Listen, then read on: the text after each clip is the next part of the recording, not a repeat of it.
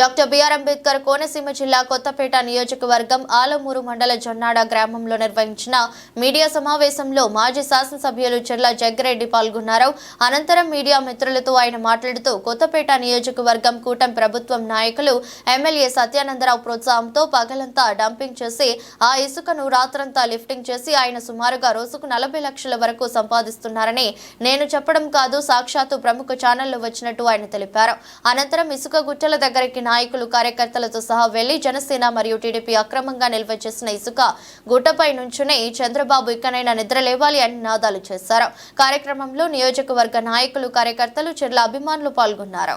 ముఖ్యంగా విచ్చేసిన వారందరికీ కూడా నూతన సంవత్సర సంక్రాంతి శుభాకాంక్షలు తెలియజేస్తున్నాం.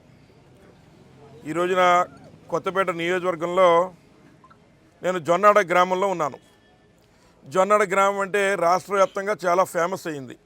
ఎందుకంటే గతంలో నేడున్నటువంటి ముఖ్యమంత్రి నారా చంద్రబాబు నాయుడు గారు ఈ గ్రామం వచ్చి ప్రభుత్వం ద్వారా వేసవి కాలంలో ప్రజలకు ఇబ్బంది లేకుండా, వర్షాకాలంలో ఇబ్బంది లేకుండా ప్రభుత్వమే మరి ఏవైతే కొన్ని ఇసుక నిల్వలు పెట్టారో వాటి దగ్గరికి వెళ్ళి సెల్ఫీ ఫోటోలు దిగి మరి ఇదిగో ఇసుక అక్రమంగా రవాణా అయిపోతుంది వైఎస్ఆర్ కాంగ్రెస్ పార్టీ ప్రభుత్వంలో అని చెప్పి ఆ రోజు జగన్మోహన్ రెడ్డి గారిని మమ్మల్ని అందరినీ కూడా రకరకాల మాటలు మాట్లాడి వారు వెళ్ళారు. అవన్నీ కూడా రోజు ప్రభుత్వం మరి వర్షాకాలంలో ప్రజలకి ఇసుక అందుబాటులో తీసుకురావడానికి పెట్టినటువంటి నిల్వలు. మరి ఈ రోజున ఏదైతే నారా చంద్రబాబు నాయుడు గారు ఎన్నికల ముందు నేను వస్తే గతంలో ఉన్నటువంటి వైఎస్ఆర్ కాంగ్రెస్ పార్టీ ఏదైతే మీకు అన్యాయం చేసిందో నేను మీకు న్యాయం చేసేస్తాను, మీ అందరికీ నేను ఇసుక ఉచితంగా ఇచ్చేస్తానటువంటి మాటలు చెప్పి నేడు ఉచిత ఇసుక అనేటువంటి మాట ఆయన చెప్పడం జరిగింది. మరి ఏదైతే సామెత ప్రకారం ఆడవారి మాటలకు అర్థాలు వేరన్న చందంగా చంద్రబాబు నాయుడు గారి మాటలకు అర్థాలు వేరని చెప్పి మేము భావిస్తూ ఉన్నాం.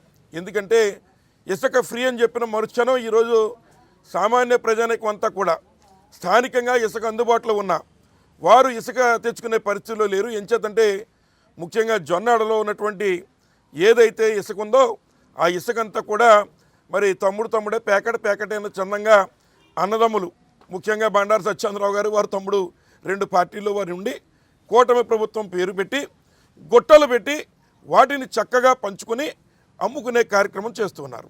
నేను ఈ మాట చెబితే ప్రతిపక్షం కదా, వైఎస్ఆర్ కాంగ్రెస్ పార్టీ కదా, మీరు ఎట్లాగే మాట్లాడతారని చెప్పారు.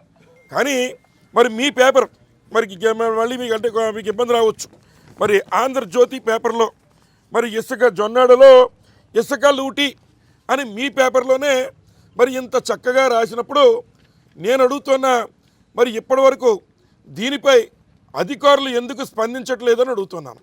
చంద్రబాబు నాయుడు గారు ఓ మాట చెప్పారు, ఎవరైనా బెల్ట్ షాపులు పెడితే బెల్ట్ తీసేస్తాను, ఎవరైనా ఇసుక అక్రమ రవాణా చేస్తే వారు తోలు ఒలిచేస్తానని. చంద్రబాబు నాయుడు గారు బహుశా మందు కొట్టి నిద్రపోతున్నాడని చెప్పి నేను భావిస్తూ ఉన్నా.